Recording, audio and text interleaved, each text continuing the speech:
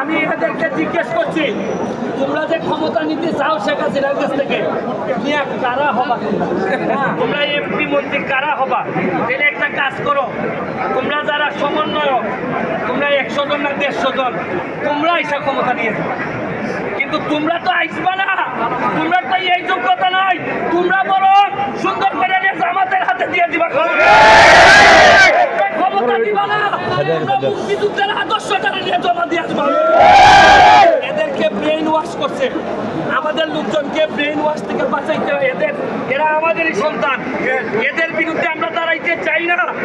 আমরা বারবার গার্জিয়ানদেরকে বলতে চাই, অযথা এদেরকে রক্তের খেলায় নামায়েন না।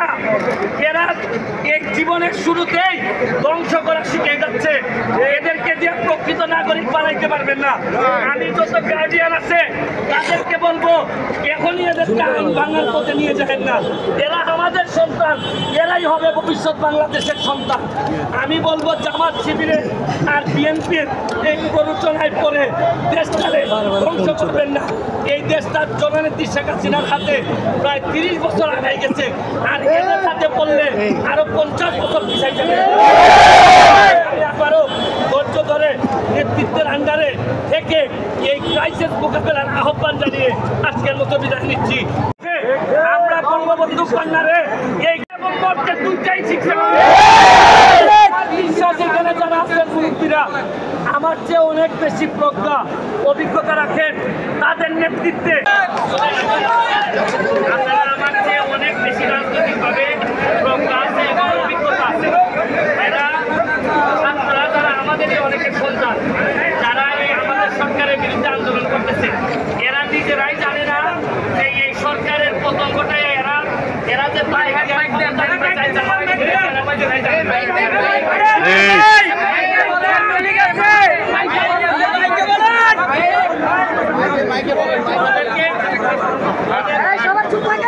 ওদেরকে বুঝাইতে হবে।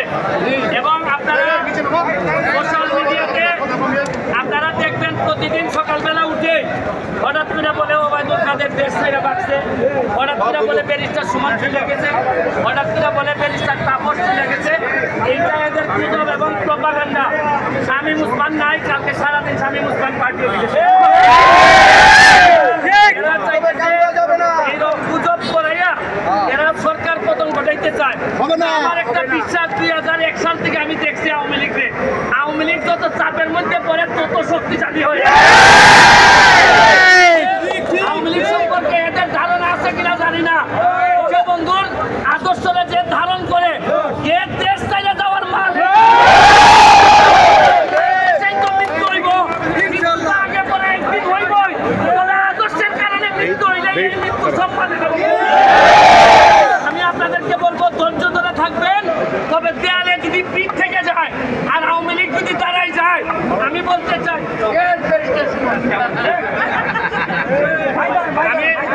আমি আপনাদেরকে আমি শুনেন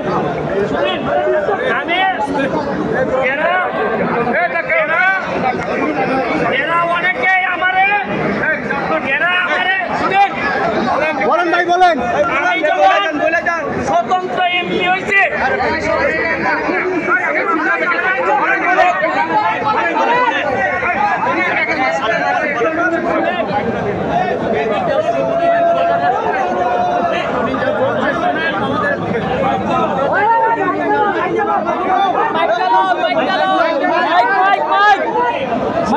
মাইক দিয়া বলেন, সুমন ভাই মাইকে বলেন।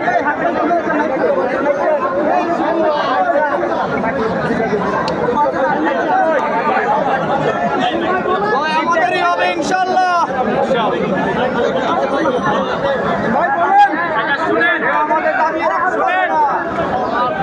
আমি যখন স্বতন্ত্র এমপি হয়েছি, আমি আওয়ামী লীগের সাথে নৌকার সাথে প্রতিদ্বন্দ্বিতা করে এমপির সময় বলে যে আপনি প্রধানমন্ত্রী হয়ে যাবেন, প্রেসিডেন্ট হয়ে যাবেন, এসব বলে আমাদের লোভ দেখান।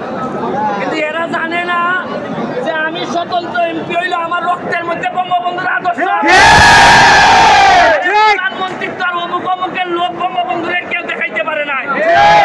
আমি তার আদর্শের সৈনিক। আমারে বলছে যে স্বতন্ত্র এমপি হিসাবে আপনার বক্তব্য কি?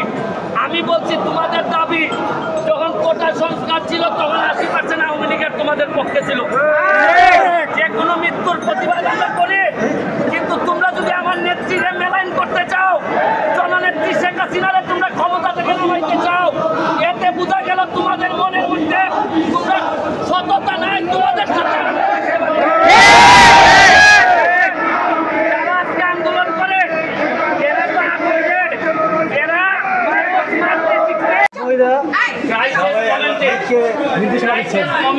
অনেকে পুরুষরা হাতে চুরি করে বাসায় আছে।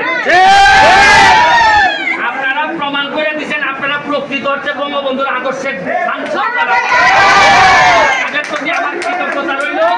মনে রাখবেন, যাদের মধ্যে আদর্শ প্রবল থাকে তাদেরকে কেউ হারাইতে পারে না,